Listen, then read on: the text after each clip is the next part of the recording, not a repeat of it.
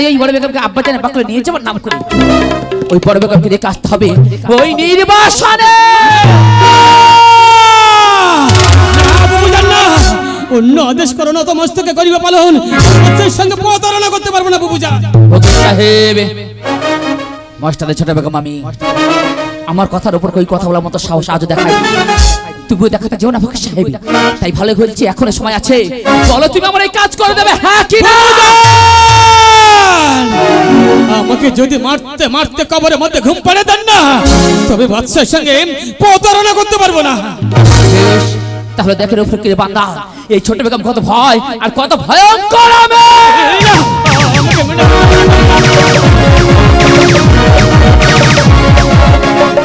তুমি যাবে না তাই না ফকির সাহেব আমি যাব না তাহলে সহ্য করো ছোট বেগমের এই চাবুকের আঘাত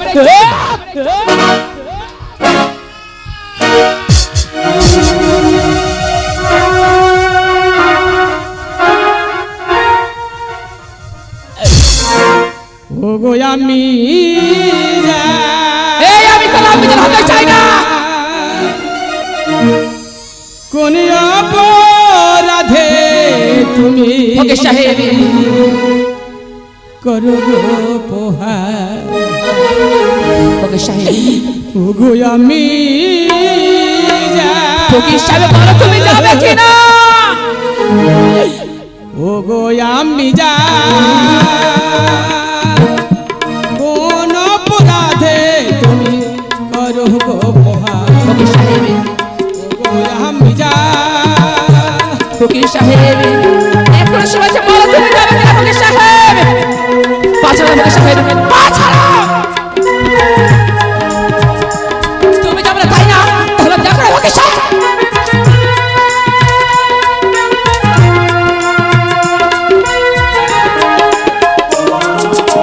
বিনা অপরাধে মানে কোন তোমার হবে ফকির সাহেব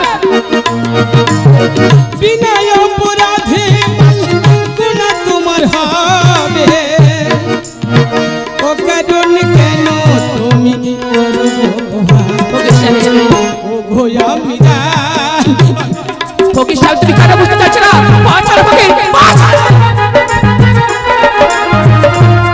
তুমি যাবে না তাই না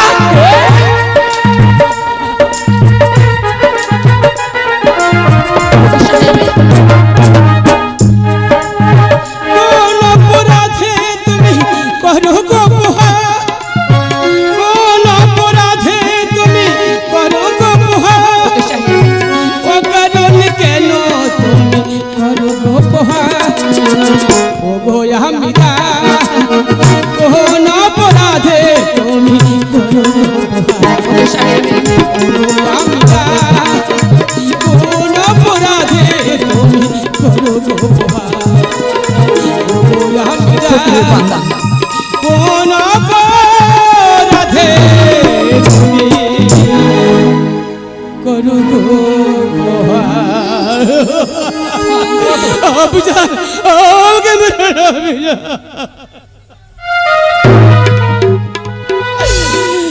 বুঝান আমাকে মারতে মারতে পিঠের চামড়া ক্ষত বিক্ষত করে দিয়েছেন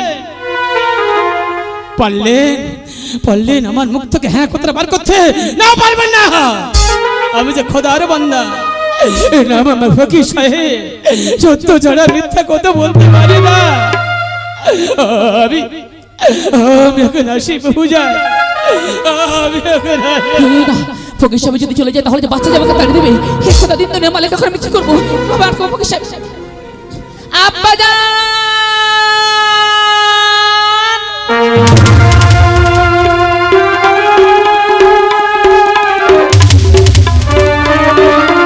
আব্বা জান বেটিয়া আব্বা জান এ বেটিয়া তুই আমাকে আব্বা জান বলে ডেকে ওরে আমার দিলটা কত খুশ করলি রে বেটিয়া আমার দিলটা ও ফকির সাহেব আজ থেকে তুমি আর পথে ফকির সাহেব নাও আজ থেকে তুমি হবে আমার আব্বা জান আমার এ বেটিয়া মরণ তুই আমাকে আব্বা জান বলে ডেকে ওরে আমার দিলটা কত খুশ করলি রে বেটিয়া। আমার আব্বা জান ওরে জানে আমার একটা ছোট্ট মনি ছিল, মনে ছিল আমি যখন পথে প্রান্তে খৈরাত করতে করতে বাকুলে আসতাম, আব্বা জান ওই মনিটা অদূর থেকে ছুটতে ছুটতে আব্বা জান বলে আমার বুকের মধ্যে জড়িয়ে ধরতো। আব্বা জান তখন আমার দিলটা কত খুশ হতো রে বেটিয়া। আব্বা জান সে আজ কবরের মধ্যে ঘুমায়ে পড়েছে, হাজার বারে ডাকে সারা দেবে না রে বেটিয়া। ও আব্বা জান কে বলেছে তোমার বিটিয়া কবরের মধ্যে ঘুমায়? বলো না আব্বা জান, আমি কি পারি না তোমার বিটিয়া হতে? হে বলো না, আজ থেকে আমি হব তোমার সেই বিটিয়া আব্বা জান। এ বেটিয়া তুই দুঃখ করছিস কেন বেটিয়া? তোর জন্য তোর আব্বা জানটা কবুল করে দিতে পারে, তুই চিন্তা করিস না। তোর এই কথাটা বাচ্চার কাছে পাঠিয়ে এমন কথা বলবো না, বাচ্চা যে আমার কথা বিশ্বাস করতে বাধ্য থাকবে। কিন্তু সাবধান, এই কথা যেন না কেউ জানতে পারে আব্বা জান। কেউ যদি জেনে যায় তুমি যে দিনে 5 ওয়াক্ত নামাজ পড়ো, একবার যদি কেউ জেনে যায় তাহলে খোদা তাআলার কাছে বেটিয়ার আব্বাকে গুনাহ হতে হবে না আব্বা জান। এ বেটিয়া তুই চিন্তা করিস না, আমি এখন আসি বেটিয়া, তুই চিন্তা করিস না।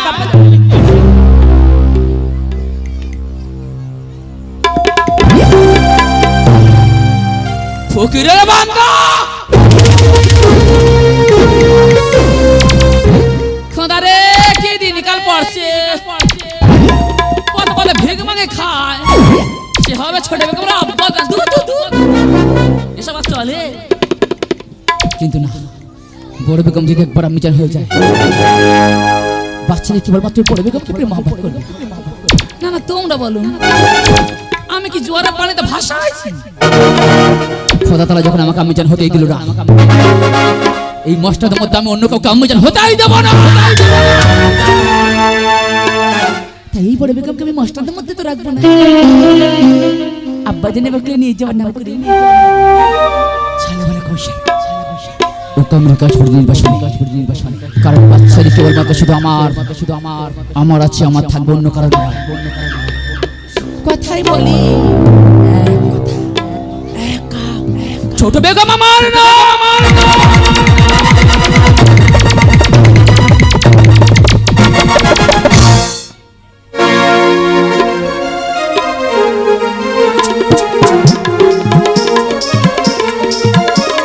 তাই তো ঘন্টার মধ্যে অঞ্চল করছে, কখন আসবে ফকির সাহেব? এ বাচ্চাজি মন চুপি চুপি কোথায় চলেছেন ফকির সাহেব? এই চুপি কথাটা বলবো বলে আসছিলাম আর কি। বলুন কি সংবাদ?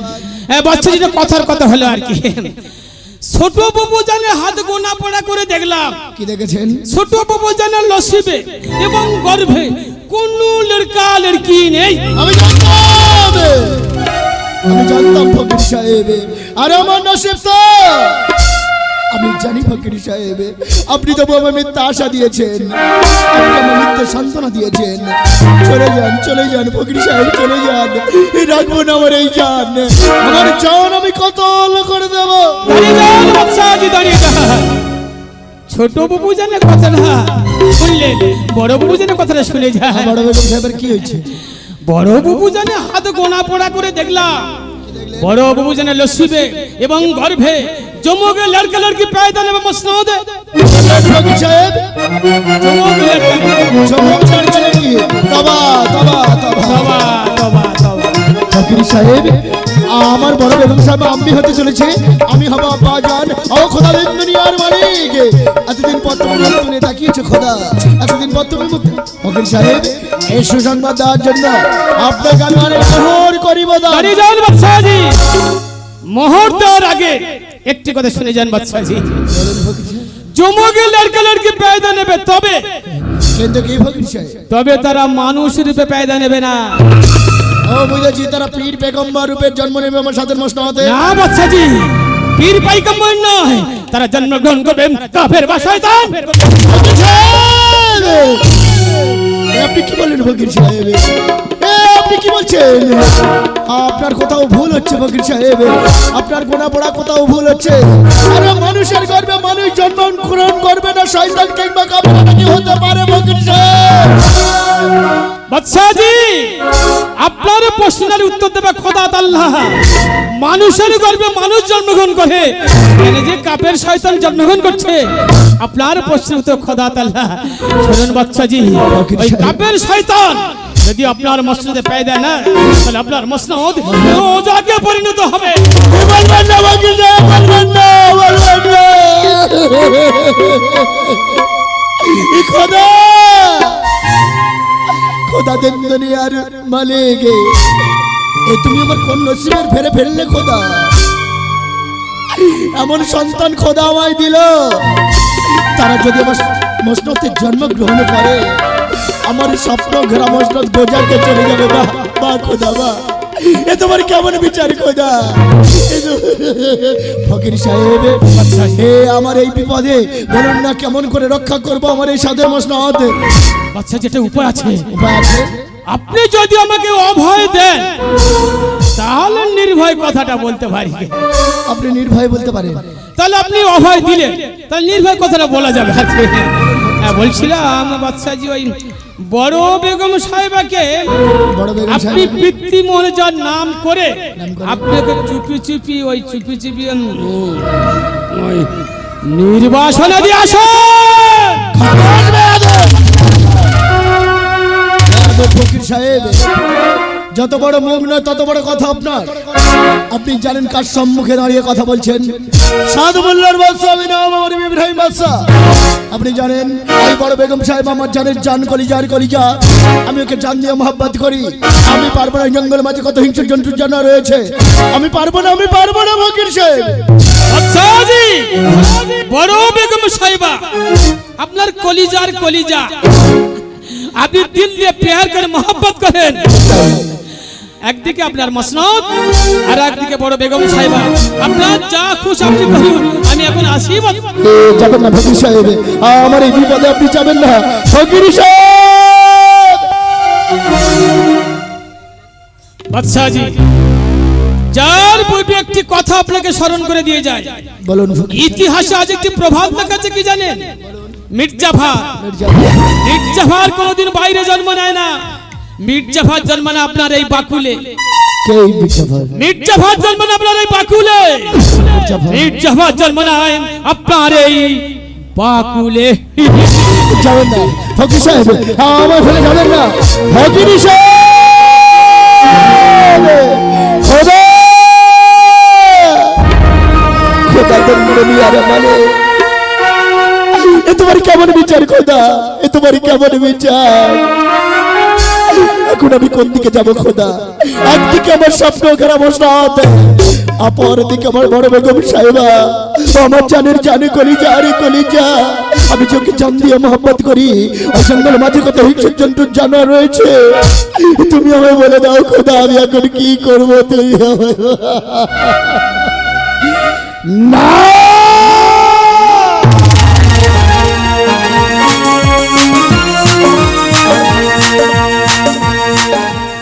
সাদ মোল্লার বাদশা, আমি নাম আমার ইব্রাহিম বাদশা। আমি পারি না, আমি পারি না একজনের জন্য আমার এই স্বপ্ন ঘেরা মসনদ গোজাকে যেতে দিতে। এই ফকির সাহেবের কথা মতো ষড়যন্ত্র করবো। হ্যাঁ হ্যাঁ, ষড়যন্ত্র করবো, ছলে বলে করে কৌশলে। বড় বেগম সাহেবাকে আমি ছেড়ে দিয়ে আসবো এই জঙ্গল মাঝে। এই মুহূর্ত থেকে, এই মুহূর্ত থেকে জান থেকে মহব্বতে আদরে পানিতে আমি কবল করে দিলাম। হয়ে যাব বড় বেঈমান, হয়ে যাব বড় শয়তান, হয়ে যাব বড় মির্জাফর।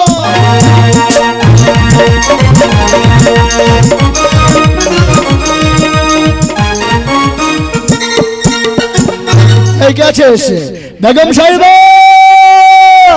বাদশাহজি, বেগম সাহেবা, বেগম সাহেবা, বেগম সাহেবা।